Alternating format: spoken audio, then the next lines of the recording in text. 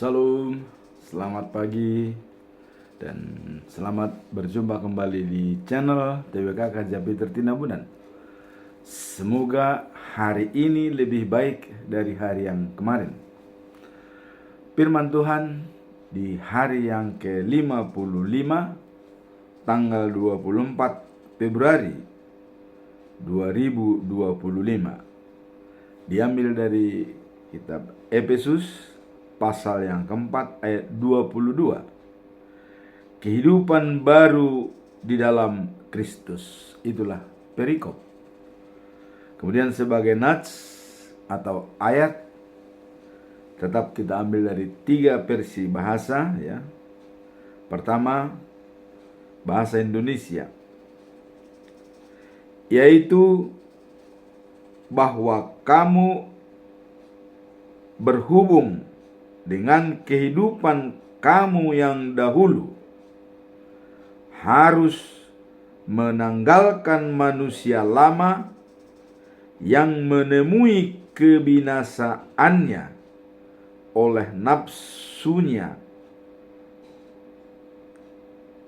yang menyesatkan. Itulah versi bahasa Indonesia. Dalam bahasa Indonesia sehari-hari dikatakan, yaitu dengan kabar baik ya. Sebab itu tanggalkanlah manusia lama dengan pola kehidupan lama yang sedang dirusakkan oleh keinginan-keinginannya yang menyesatkan. Itulah versi bahasa Indonesia sehari-hari. Sekarang kita baca dalam versi bahasa Batak Toba Siganupari Didok Songonon. Alanii bolokon hamuma bakkomuna nalelengi ima bakko nasinegaan ni akka hagigiot nama ngaliluhoni. Itulah firman Tuhan hari ini. Dan sebagaimana biasanya, kita tetap melihat bacaan pagi daripada hari ini diambil dari kitab 1 Samuel pasal 2 ayat 11 sampai 26, dengan perikop Eli dan anak-anaknya. Apa makna daripada pasal 2 1 Samuel pasal 2 ayat 11 sampai 26? Mari kita lihat yang terkandung di dalamnya. Ayat ini memperlihatkan tentang kehidupan Eli, seorang imam, dan 2 putranya, Hofni dan Pinehas, yang menunjukkan ya, setiap kurang hormat terhadap pelayanan dan perintah Tuhan. Jadi Hofni dan Pinehas kurang hormat terhadap pelayanan sebagai imam, anaknya Eli. Kisahnya menggambarkan peringatan berharga tentang tanggung jawab yang harus diemban oleh pemimpin, serta pentingnya menjaga kesucian dalam pelayanan kepada Tuhan.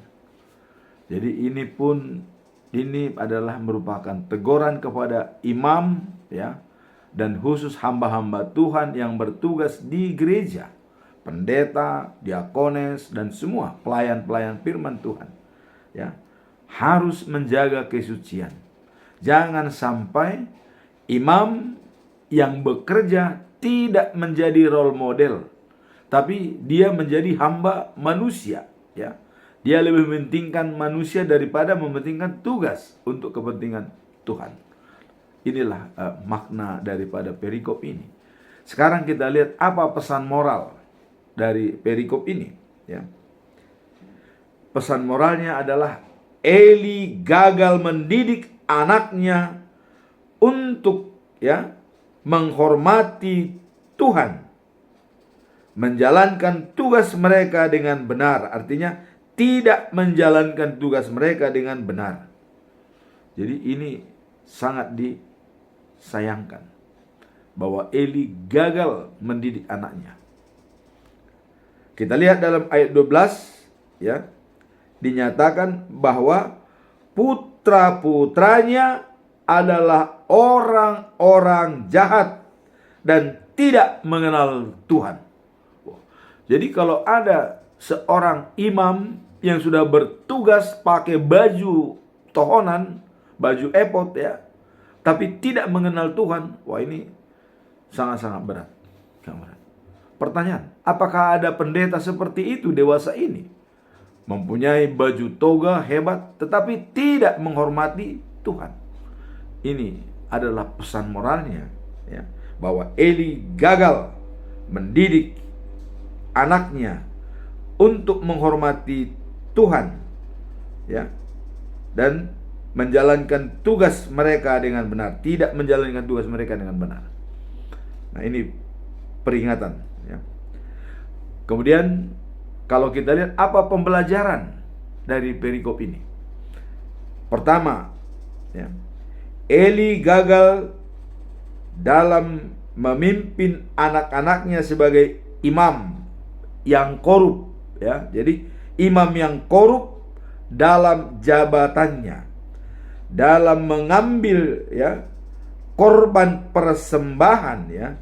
Jadi dia waktu bangsa Israel menyerahkan persembahan, dia punya ada namanya garpu tiga mata, itu garpu. Jadi sudah dibawa daging oleh bangsa Israel, tapi dia mencucukkan garpu itu, jadi yang diambil dari itu disimpan buat dia. Padahal sudah ada jatah buat dia, tapi diambil lagi dari persembahan daripada bangsa Israel. Nah, inilah tidak menghormati Tuhan, ya, untuk kepentingan pribadi. Dan dua-duanya, Hofni dan Pinehas, bertugas sebagai imam, harusnya menjaga kesucian, tapi membuat tidak suci lagi persembahan yang dipersembahkan kepada Tuhan. Ini sangat dibenci oleh Tuhan Allah. Maka kita juga hati-hati dalam memberikan persembahan, dan persembahan itu pun harus dijaga oleh para imam. Jangan sampai korup atau mengambil kepentingan pribadi. Itu yang pertama. Kemudian yang kedua, ya, anak-anak Eli, Hofni dan Pinehas berbuat curang dalam, ya, mengelola korban-korban bakaran untuk persembahan, ya, dan mengambil daging-daging yang dipersembahkan oleh bangsa Israel. Jadi mengambil sebagian daging-daging itu buat kepentingan pribadi. Padahal sudah ada, bagian dia sudah ada, tapi diambil lagi. Yang direbus itu diambillah bagi dia. Ini bagian saya, katanya. Nah, datanglah bangsa, loh, kan sudah ada jatahnya, tapi itu tetap dilakukan. Terus, ya, yang spesial pakai garpu 3 mata itu, ya. Jadi garpunya dicolokkan kepada daging, diambil, itu milik dia. Nah, ini Tuhan mencap Eli, kamu tidak bisa memimpin anakmu yang baik, katanya. Maka ya tidak ada keturunan Eli itu, tidak kelihatan, habis, ya, tidak ada. Nah, kemudian yang ketiga,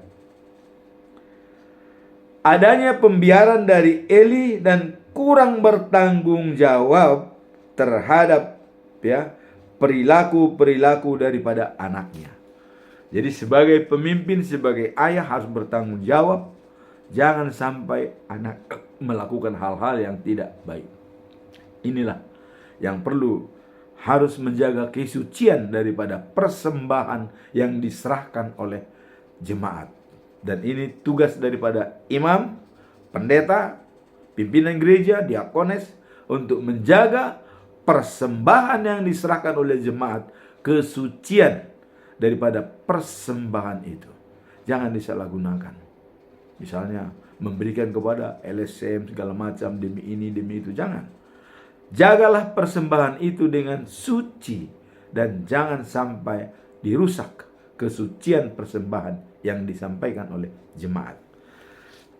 Kita masuk dalam bacaan malam, diambil dari kitab Roma pasal 11 ayat 11 sampai 24. Ini keselamatan bangsa lain yang bukan Yahudi. Jadi ada di sini bahwa bangsa-bangsa lain yang bukan Yahudi juga itu mendapat keselamatan. Apa makna daripada perikop ini? Yaitu ayat 11 sampai 24. Mari kita lihat.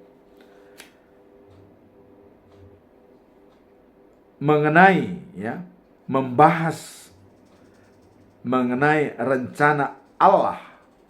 Jadi dalam perikop ini dibahas tentang rencana Allah yang lebih besar, di mana Israel disertakan dalam keselamatan melalui imam.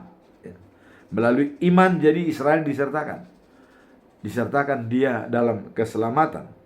Serta bagaimana bangsa-bangsa lain juga dilibatkan dalam menyerahkan diri. Jadi dapat anugerah dari Tuhan.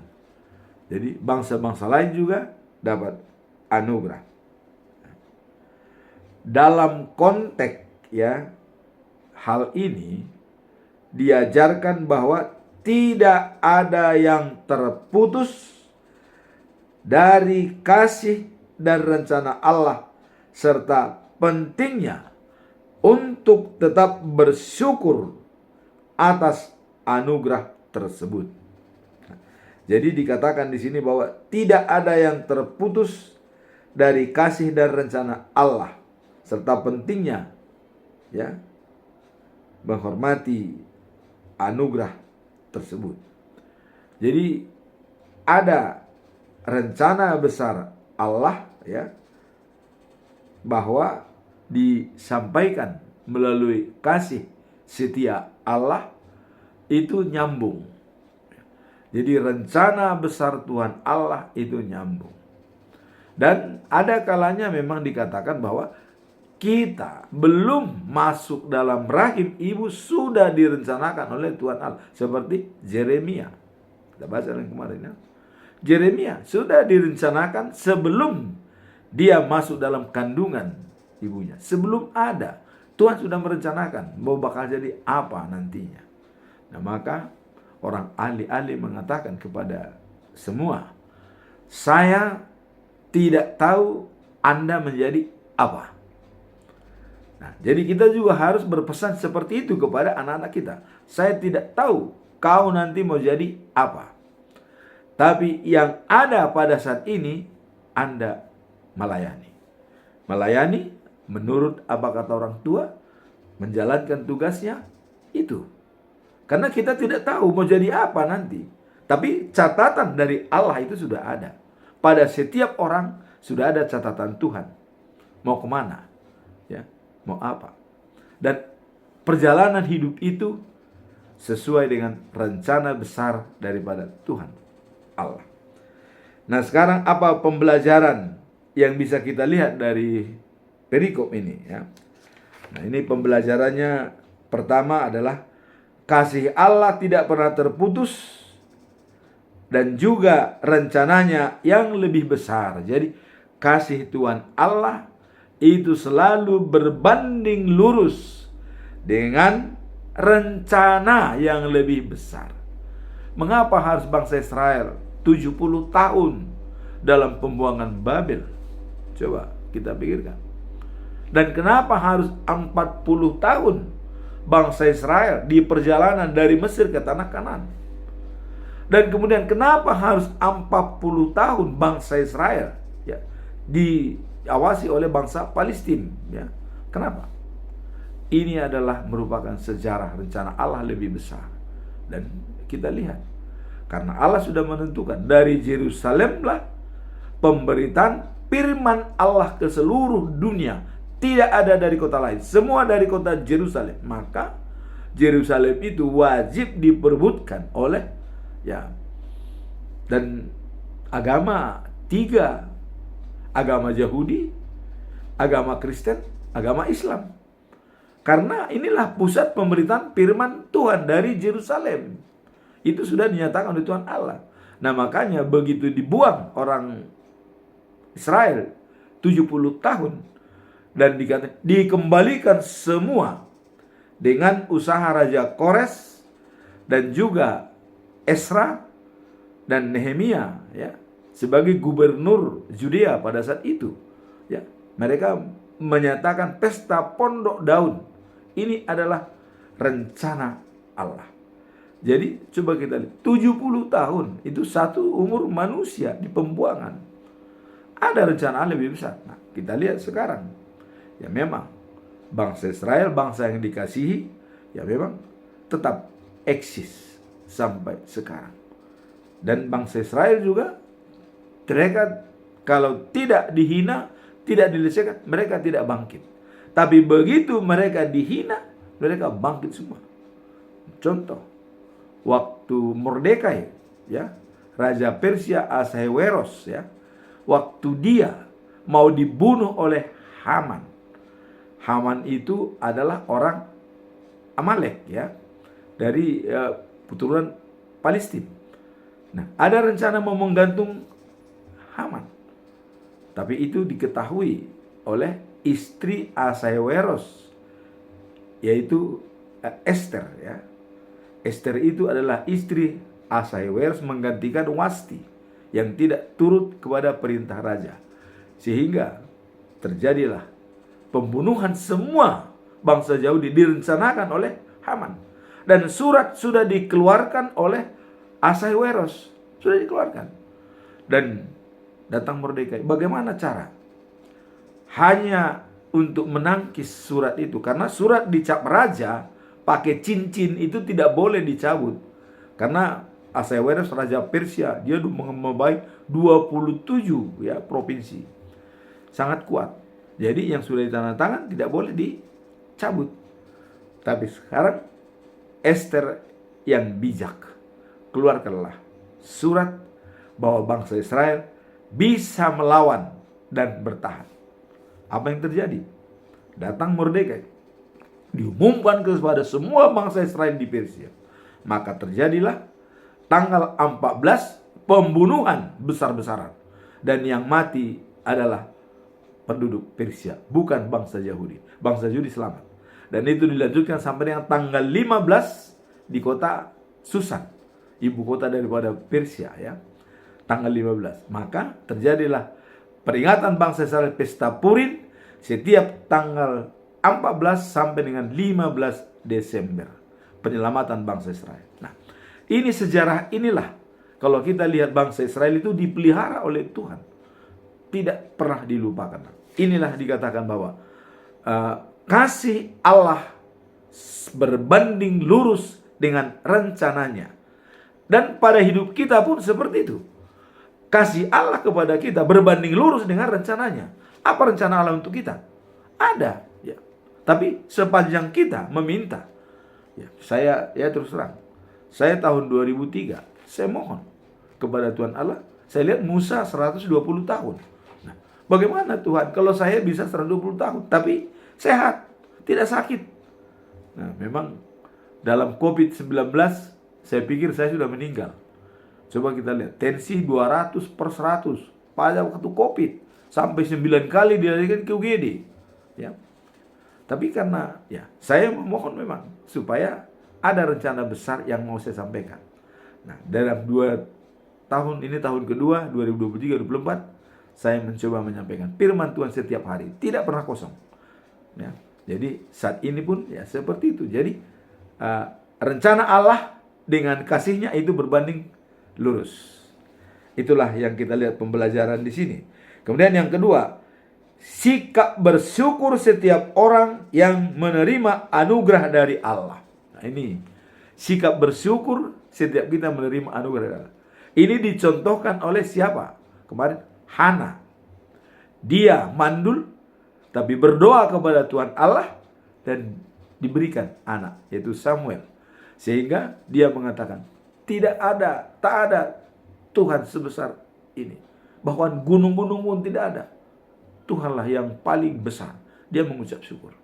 Nah, jadi sikap bersyukur setiap orang yang menerima anugerah dari Allah. Kita mengucap syukur dalam segala hal. Mazmur 50 ayat 23 ya. Bahwa mengucap syukur dalam segala hal dan memberikan sebagai korban bakaran, mengucap syukur sebagai korban bakaran, itulah yang sangat disenangi oleh Allah. Dan memberikan jalan Tuhan masuk dalam diri kita. Dengan mengucap syukur tentu Tuhan Allah masuk dalam diri kita. Nah, kemudian pembelajaran yang ketiga adalah Paulus menekankan bahwa bangsa-bangsa lain yang telah menerima anugerah harus tetap rendah hati dan tidak menyombongkan diri. Dan mereka harus ingat bahwa akarnya adalah di dalam iman Israel. Jadi ini pesan Paulus kepada semua bangsa-bangsa yang sudah menerima keselamatan, tetap rendah hati dan tidak menyombongkan diri. Dan selalu ingat, akarnya adalah iman daripada Israel. Karena dari Israel lah pemberitaan firman Tuhan ke seluruh dunia.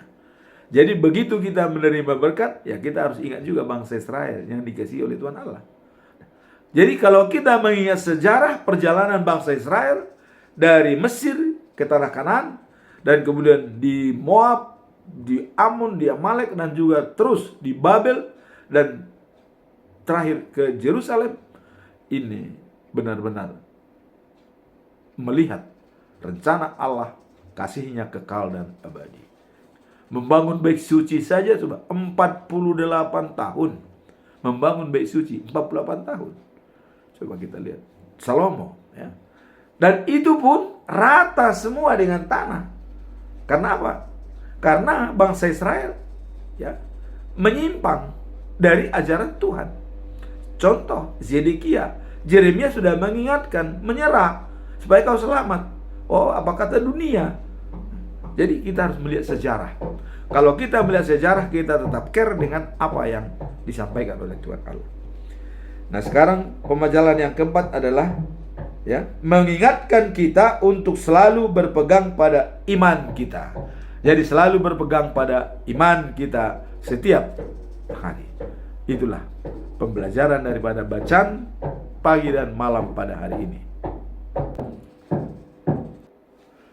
Sekarang kita masuk dalam perikop hari ini, yaitu Efesus pasal 4 ayat 22. Kehidupan baru di dalam Kristus.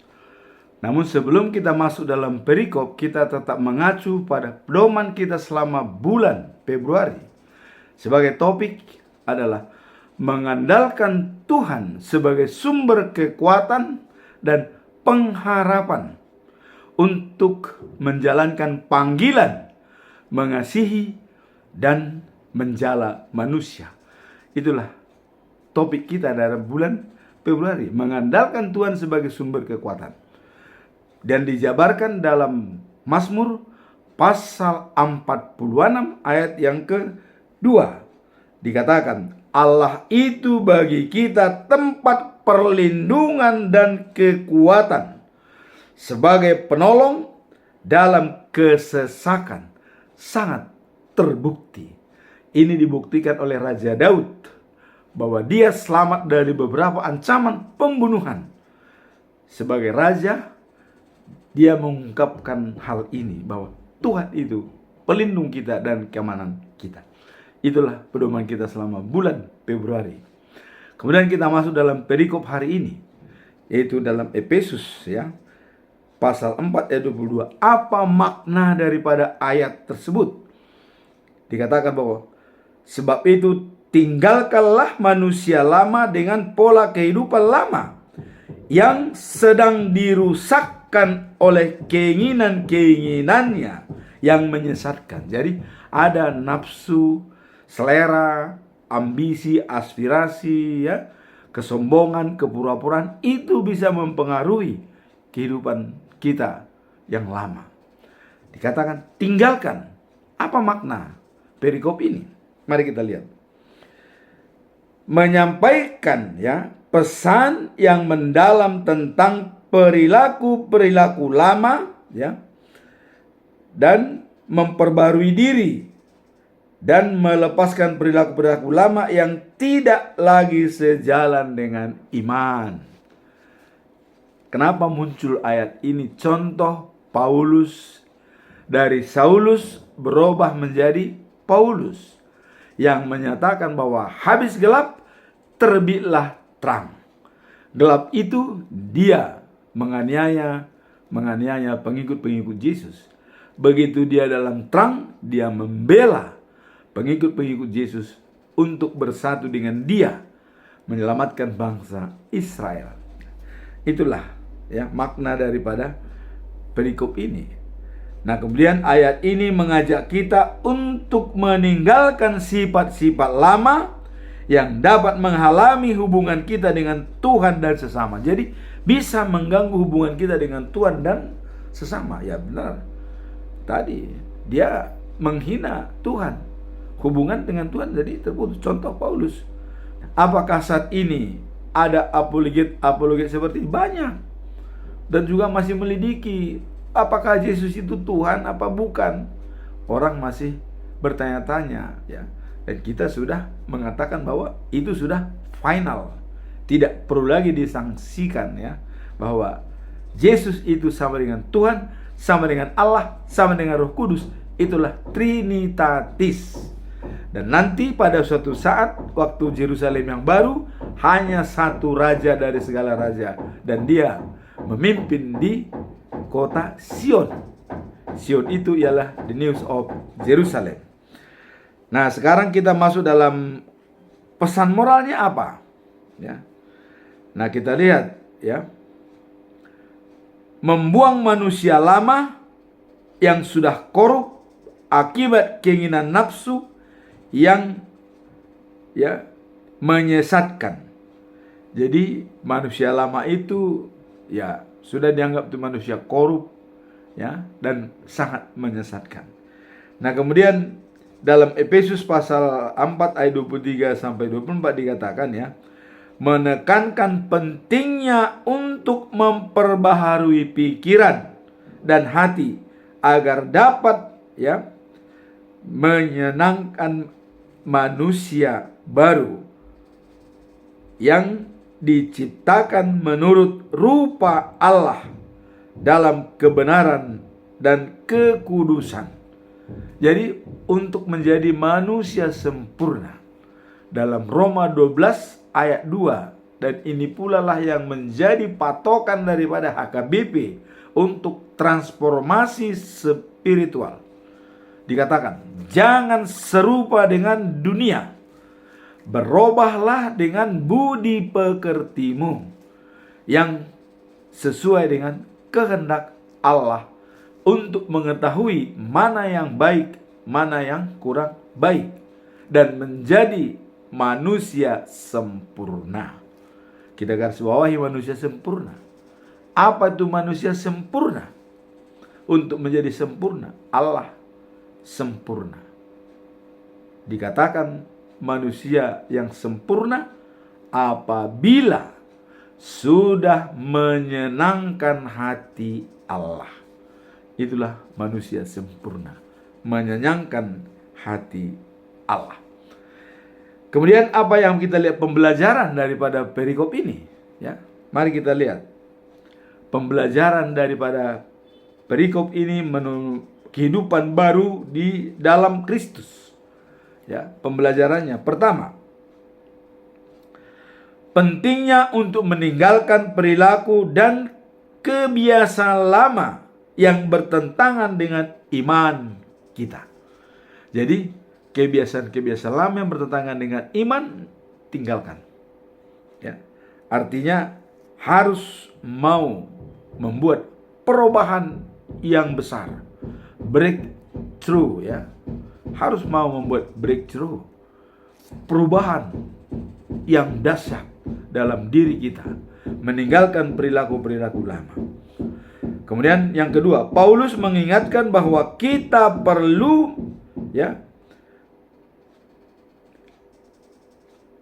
memperbaharui diri agar dapat hidup sesuai dengan kehendak Tuhan. Mengharapkan kehidupan yang penuh kebenaran dan kesucian. Jadi Paulus menyarankan ada memperbaharui diri. Itulah tadi dikatakan Roma 12 ayat 2. Jangan serupa dengan dunia, berubah dengan budi pekertimu sesuai dengan kehendak Allah dan menyenangkan hati Allah. Itu yang dimaksud poin 2. Kemudian poin ketiga dikatakan kita diajak untuk terus-menerus mengevaluasi diri, mencari cara untuk menghadirkan karakter Kristus dalam hidup kita sehari-hari. Jadi tugas kita menghadirkan karakter Kristus dalam kehidupan sehari-hari. Apa itu karakter Kristus? Kasih. Dan kita sudah melihat dalam Yohanes 1 Yohanes pasal 4 ayat 8. Allah itu kasih. Orang yang tidak memiliki kasih tidak mengenal Allah. Nah, jadi poin 3 ini dikatakan kita diajak untuk terus-menerus mengevaluasi diri dan mencari cara untuk menghadirkan karakter Kristus dalam kehidupan sehari-hari. Itu tugas kita. Kemanapun kita berada, pakai karakter Allah. Mau bekerja, pakai karakternya. Mau menghadapi orang, pakai karakter Tuhan. Kalau itu sudah kita pakai, kita akan aman. Tidak ada masalah. Nah, sekarang apa kesimpulan kita dalam ayat ini? Mari kita lihat. Saya tetap mengatakan 3 pertanyaan yang mendalam. Dan ini sudah merupakan konsepsi saya dalam menganalisa setiap permasalahan dalam ayat Alkitab. Pertanyaan pertama, apa arti memperbaharui diri dalam konteks iman pada usia lanjut? Bagaimana memperbaharui diri di usia lanjut? Mari kita lihat.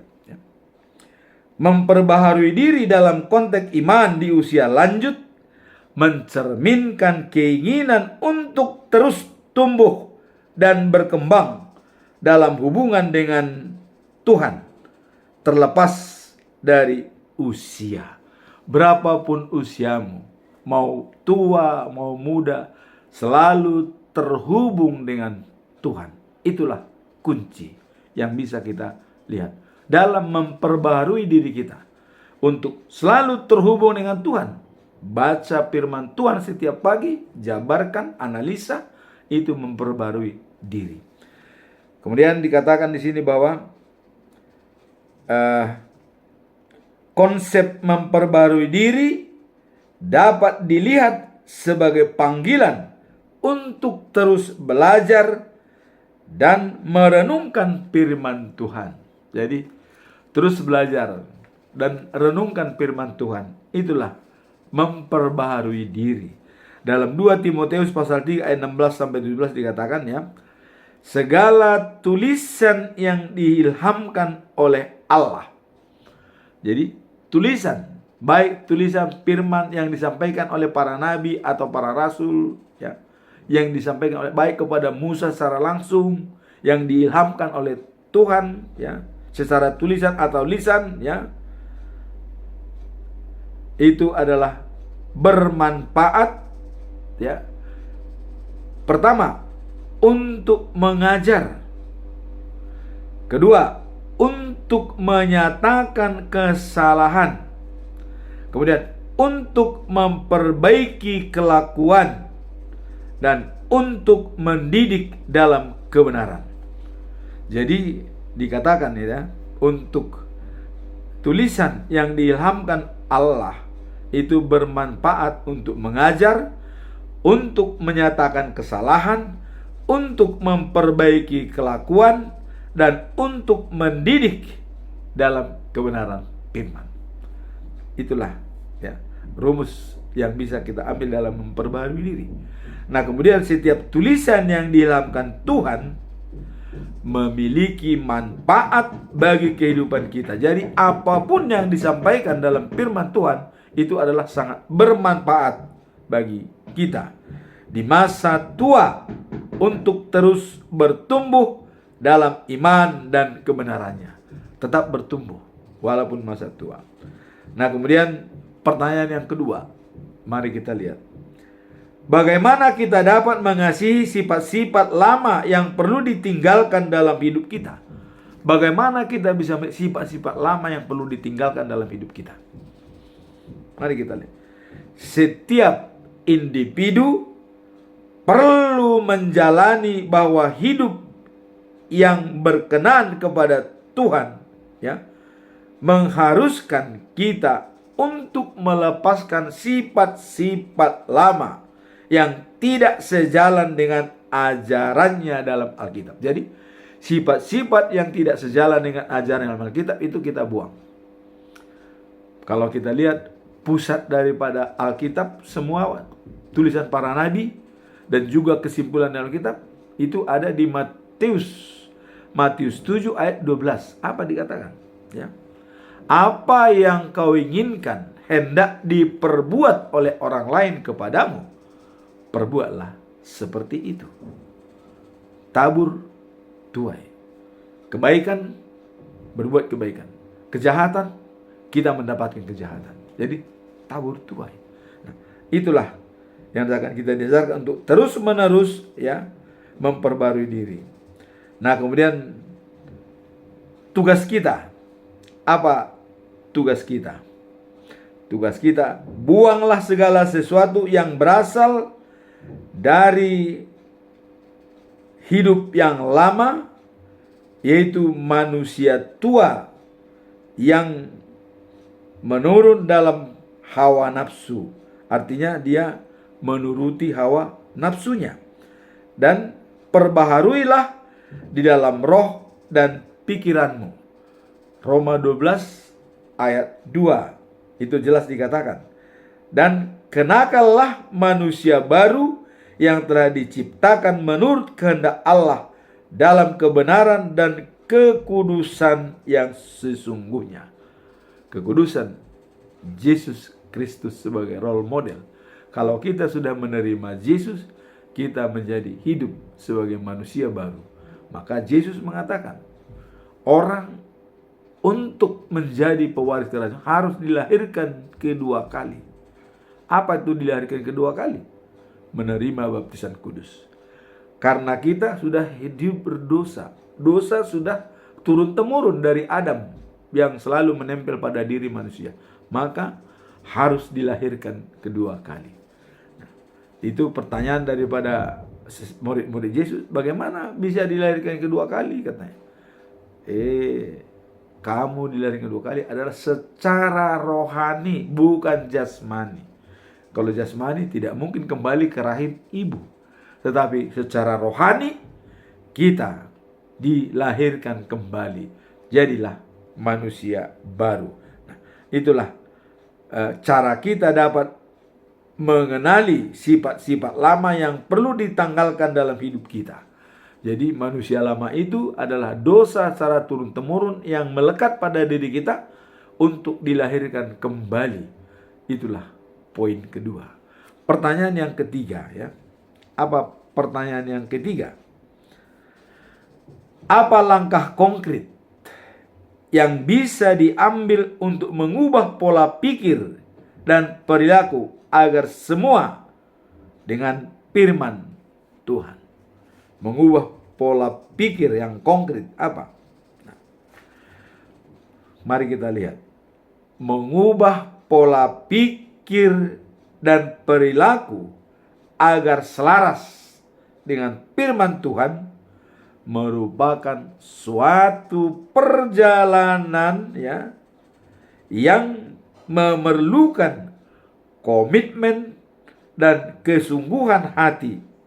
Jadi dalam perjalanan hidup kita harus ada komitmen dan kesungguhan hati supaya bisa merubah pola pikir dan perilaku.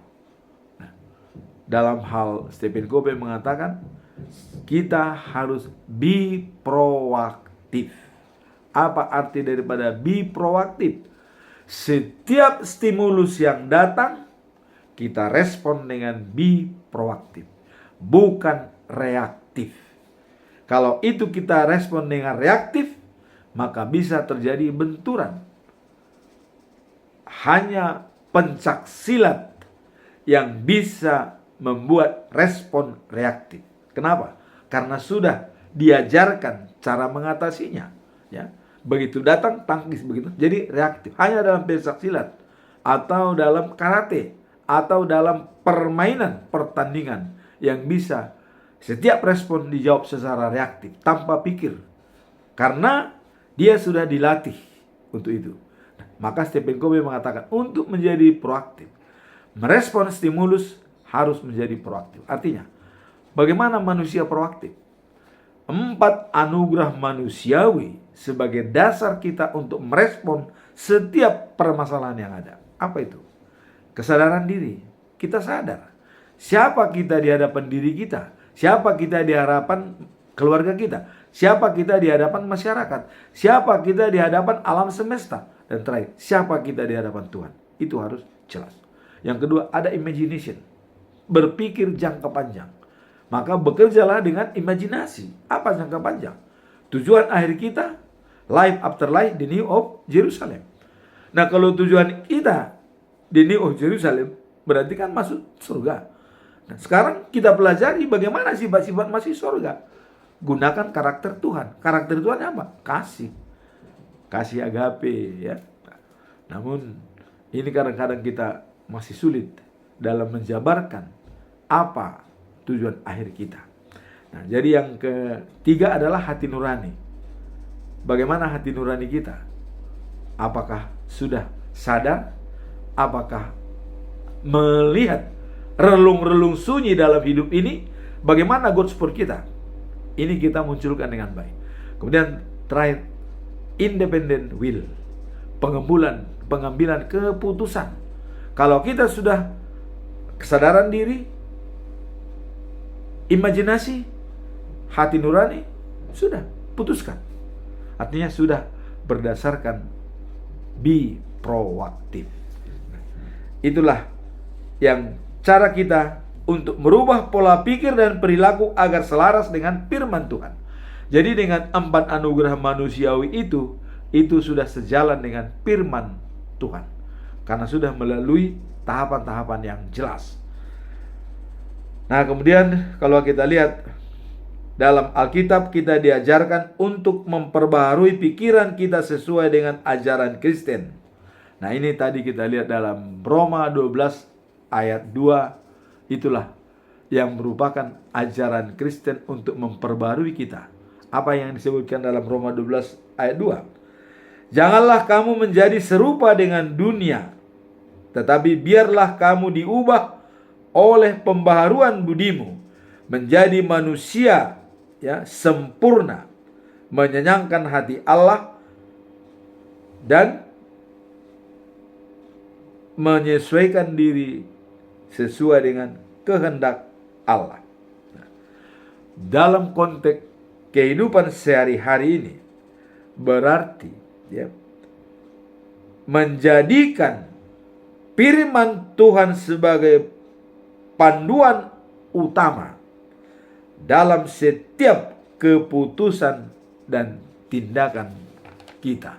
Nah, itulah prinsip yang utama dalam memperbaharui diri. Jangan serupa dengan dunia. Berubahlah dengan budi pekertimu dan sesuai kehendak Allah untuk mengetahui mana yang baik, mana yang buruk, dan menjadi manusia sempurna, menyenangkan hati Allah. Jadi dikatakan di sini dalam konteks kehidupan sehari-hari, ya, kita harus menjalankan dan menjadikan firman Tuhan sebagai panduan utama dalam setiap mengambil keputusan dan tindakan. Jadi firman Tuhan menjadi dasar kita untuk mengambil segala keputusan yang kita inginkan.